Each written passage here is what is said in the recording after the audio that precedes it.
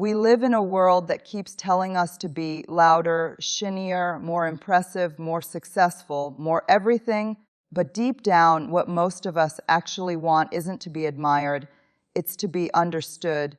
Because admiration is distant and fragile, but understanding feels like home.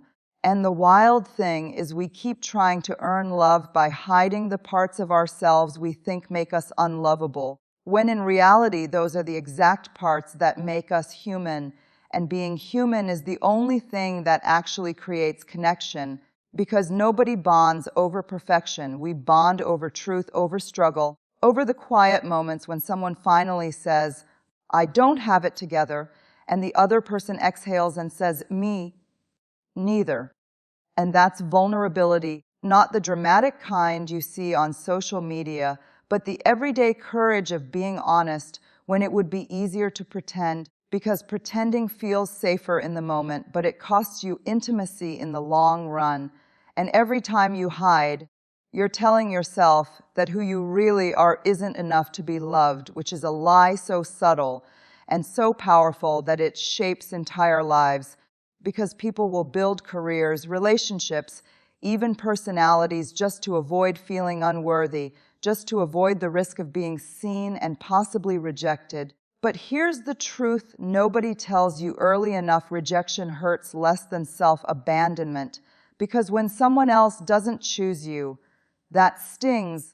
But when you don't choose yourself, it slowly erodes who you are, and you start to feel hollow, disconnected, lonely even in rooms full of people, because connection doesn't happen when you perform.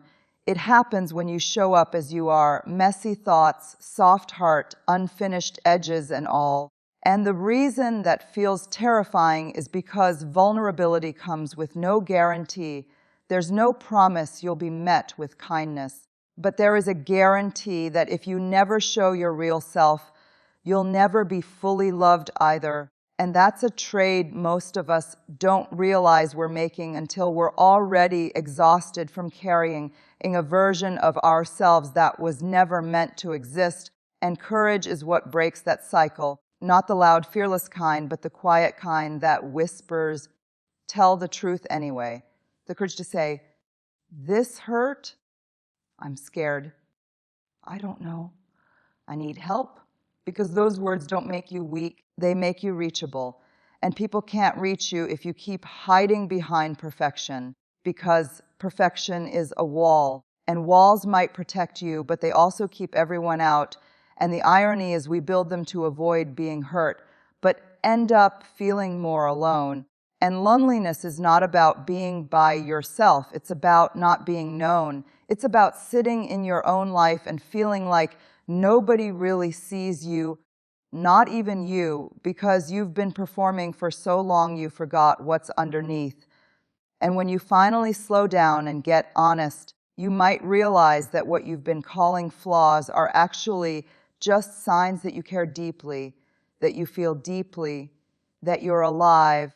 And there is nothing broken about that, because the bravest thing you can do in a world obsessed with perfection is to be real, to show up with your whole heart, even when it's shaky, even when it's unsure, even when it's tired, because that's where belonging lives, not in being impressive, but in being present, not in being flawless, but in being authentic. And when you let yourself be seen, something powerful happens. You give other people permission to do the same, and suddenly you're not alone anymore. You're connected. And connection is what we've been searching for all along. We keep thinking that once we fix ourselves, then we'll be worthy of love, respect, and belonging.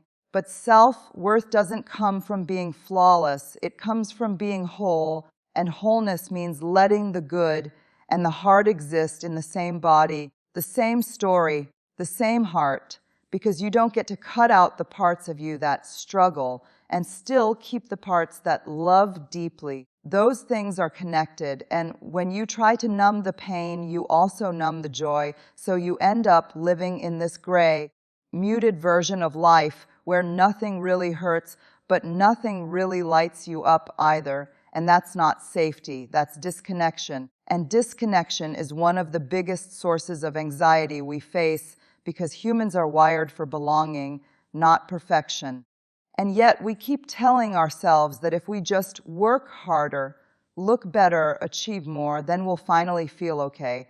But the finish line keeps moving, and you keep running and you get tired, not just physically but emotionally, because chasing worthiness is exhausting, while owning your worth is grounding. And owning your worth doesn't mean you think you're better than anyone else.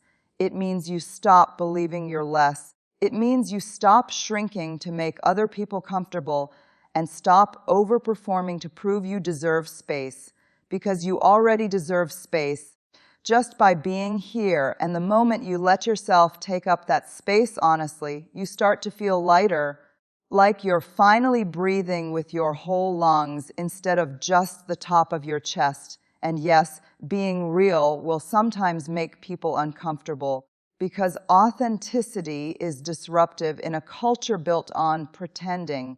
But the people who are meant to be in your life will recognize you in your truth. They won't require you to edit yourself to be lovable. They won't ask you to trade your softness for acceptance. And that's how you know you're in a space of real belonging, not fitting in, because fitting in is when you change yourself to be accepted, but belonging is when you're accepted because you are yourself, and the shift between those two is where freedom lies, because when you stop performing, you stop burning out, and when you stop burning out, you finally have energy for the things that matter, like connection, creativity, and showing up for the people you love without resentment or exhaustion. And that's what courage actually buys you, not a life without fear, but a life where fear doesn't make all your decisions for you. We keep moving even when we're scared, not because the fear disappears, but because we decide that living fully matters more than staying comfortable. And comfort is sneaky because it feels safe while quietly shrinking your world, and you start saying no to things you actually want just to avoid the possibility of failure, rejection, or embarrassment. But growth has never lived inside what's familiar. It lives in the moments when your heart is racing and you choose to show up anyway. When you speak even though your voice feels shaky, when you try even though you might not succeed, because courage is just vulnerability with momentum. It's feeling the fear and taking the step anyway, and every time you do that, you teach yourself that you can survive being seen, that you can survive not being perfect, that you can survive disappointment, and that builds something inside you that no amount of praise ever could, which is trust in yourself, and self-trust changes everything, because when you trust yourself, you don't need constant approval. You don't need everyone to like you. You don't need to twist into whatever shape gets you the most validation. You can stand where you are and say, "This is me, take it or leave it." And that doesn't make you cold or closed off. It actually makes you more open, because you're no longer negotiating your worth with every interaction. You're just being present.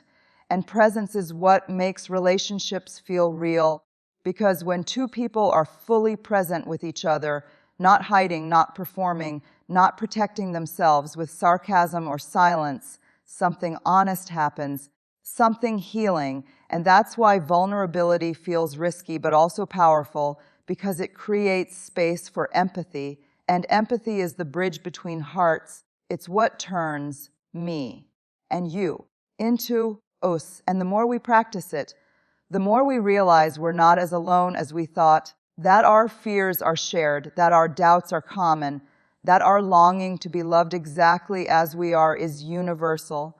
And that realization doesn't make you weak. It makes you brave enough to keep opening up even when it hurts, because love, real love, requires risk. It requires you to show someone the parts of you that aren't polished and trust that they'll still stay, and not everyone will. And that's okay, because the people who do are the ones who see you, and being seen is worth more than being liked.